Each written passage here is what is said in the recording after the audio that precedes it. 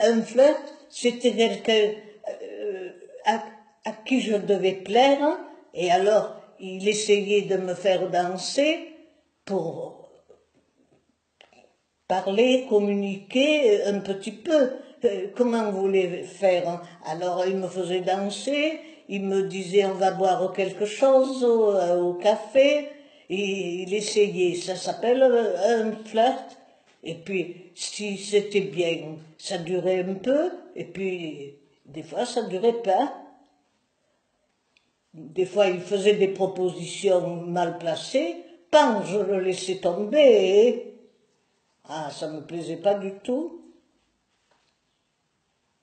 Il y en avait de sérieux, mais il y en avait de moins sérieux. Oh, vous savez pas ce que c'est l'amour, vous. Oh, mais oh, c'est beau, oui. Hop.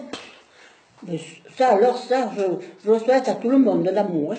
Tu n'as pas l'amour, c'est pas la peine. Hein. Parce que si tu n'as pas l'amour, tu n'as pas le fond. C'est que du hi-hi. C'est faire du hi, c'est pas la peine. Hein. C'était le coup de foudre, comme on peut dire. Ça a été il y a des choses qui ne s'expliquent pas dans la vie. La façon de se tenir, la façon de faire, la façon de parler, la façon d'être. Mon père aussi, c'est ce qu'il me disait, mon père. Il me disait, quand un homme est amoureux, il ira à Paris à bicyclette. Quand j'ai connu André, après qu'il était amoureux de moi, et moi je me déplaçais à bicyclette, et lui aussi. Mais c'était plutôt lui qui venait à Saint-Hippolyte le soir après son travail. Il venait passer une heure à ma maison, chez ma mère. Et on se rencontrait comme ça, à part le dimanche, on sortait ensemble. Alors, ou à des bals, ou au cinéma, ou voilà. C'était comme ça.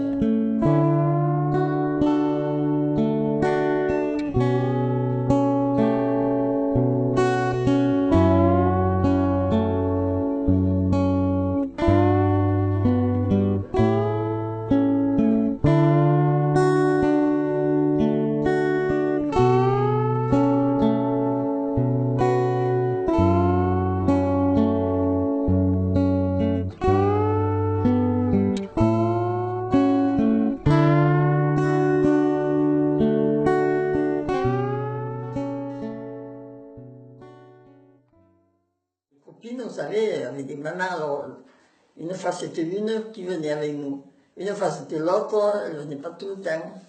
Elle nous accompagnait au bal, elle se mettait à une table, alors on allait danser, les danseurs venaient nous chercher, mais après ils revenaient nous ramener chez nous, à la table. Ça se fait plus, ça.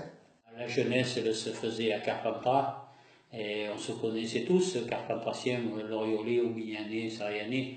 C'était pas la même bande, mais bon, il n'y avait pas la guéguerre, il n'y avait pas des clans de village. Alors, je pense de ce côté-là, non.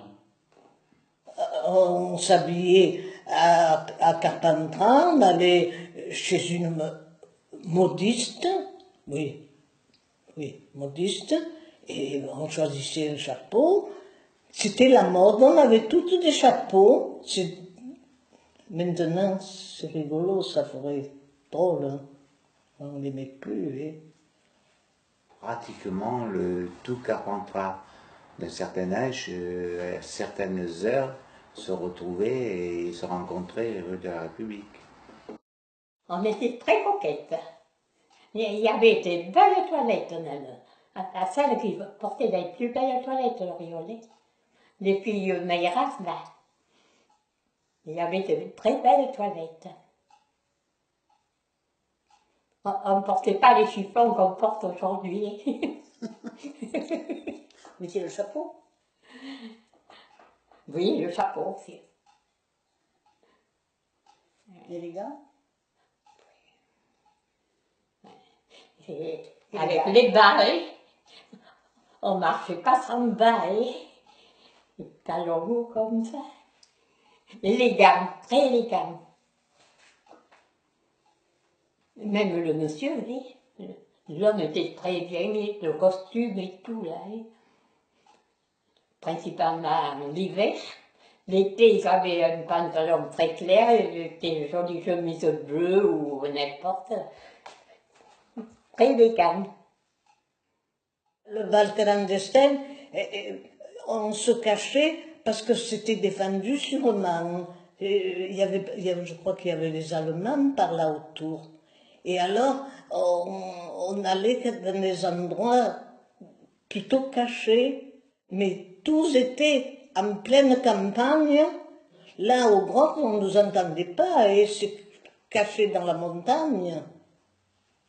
Quelquefois, il y avait de la limonade, du sirop et des biscuits, des oreillettes, elle faisait, vous savez, à l'ancien temps, on faisait des oreillettes et les apportait les unes les autres dans les bals clandestins.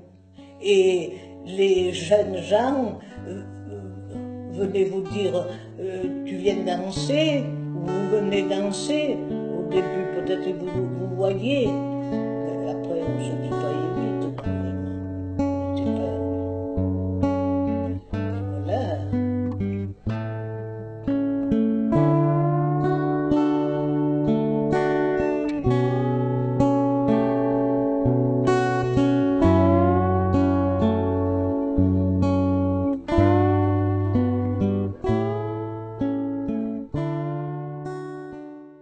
Non, mais l'amoureux, quelqu'un d'amoureux, on se ressent, hein.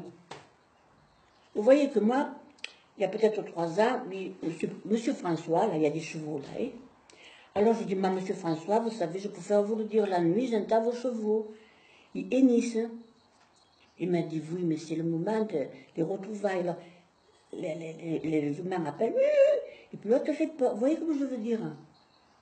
C'est comme ça.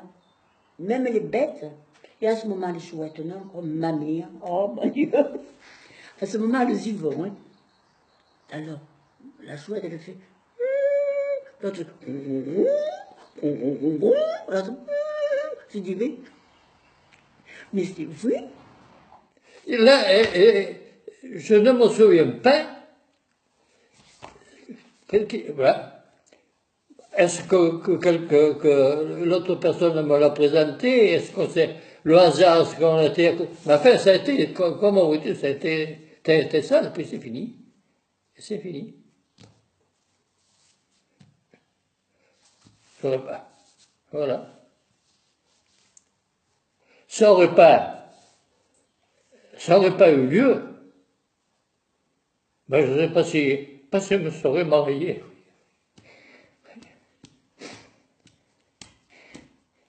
Ça va vous faire drôle quand même, vous qui êtes jeune, qu'on parle de choses comme ça.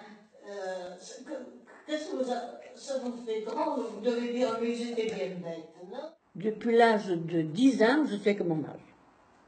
On a été des chiens fidèles toute notre vie. Voilà.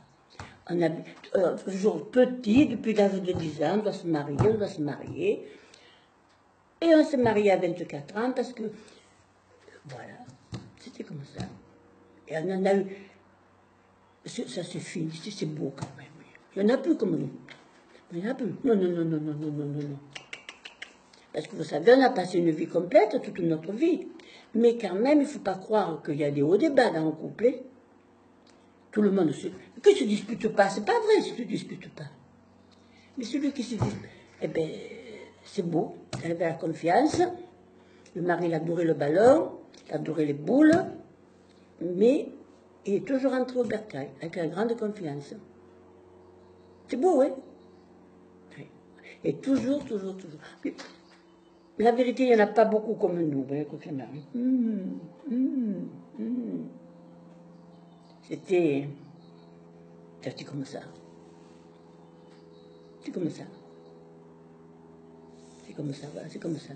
On a resté 10 ans de se marier alors. C'est comme maintenant.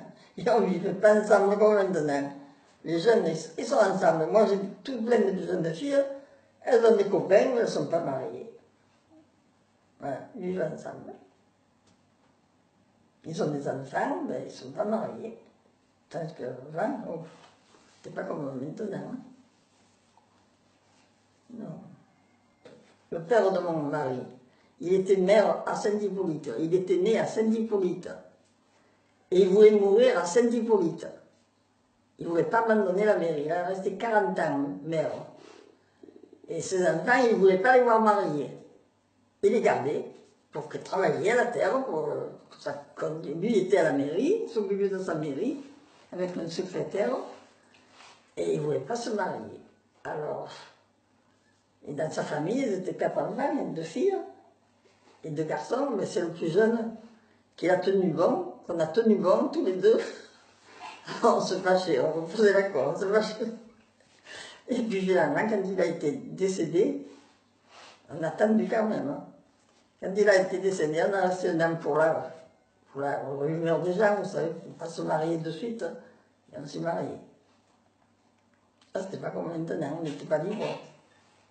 Comme maintenant. Hein. Maintenant, ils font ce qu'ils veulent. Ça. On a fêté nos 65 ans de mariage. On a fêté nos 60 ans, puis après on a fêté nos 65 ans. De temps en temps, autant de lui comme moi, des fois on fricotait avec d'autres. Mais on se surveillait. Quand ça allait le trop loin, paf, il revenait. On faisait l'accord. Et puis après, ça c'était de l'amour, comme on dit. Eh ben oui. Tandis qu'on a vécu 62 ans ensemble. Il faut le faire. Hein. Quand vous avez commencé à vous rappeler de votre jeunesse avec votre épouse, tout ça, Ouais. ça vous a ému fortement en fait. Eh ouais. C'est que c'est l'histoire d'une vie, un amour quand même. Qu'est-ce que ça ne se... Il y a des choses qui ne se commandent pas, il y a des choses que... Allez savoir pourquoi vous aimez quelqu'un. Pourquoi celui-là, pas allez savoir. Je vous le dis.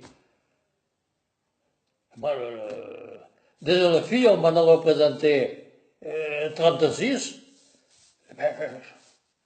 Bon, je pense. Ah oui. Alors, te ferais marier avec celle-là, te ferais marier avec... te promener, marier... Oui, mais c'est... Bon, mais j'ai attendu que ça se passe comme ça. Mais je ne serais pas allé au compte. J'aurais été seul, j'aurais pas eu, je ne serais pas allé. Je ne serais pas marié, je ne sais pas. Parce qu'épouser quelqu'un sur commande, c'est pas une automobile, ça, vous comprenez quand même. Épouser quelqu'un sur commande, moi je ne sais pas.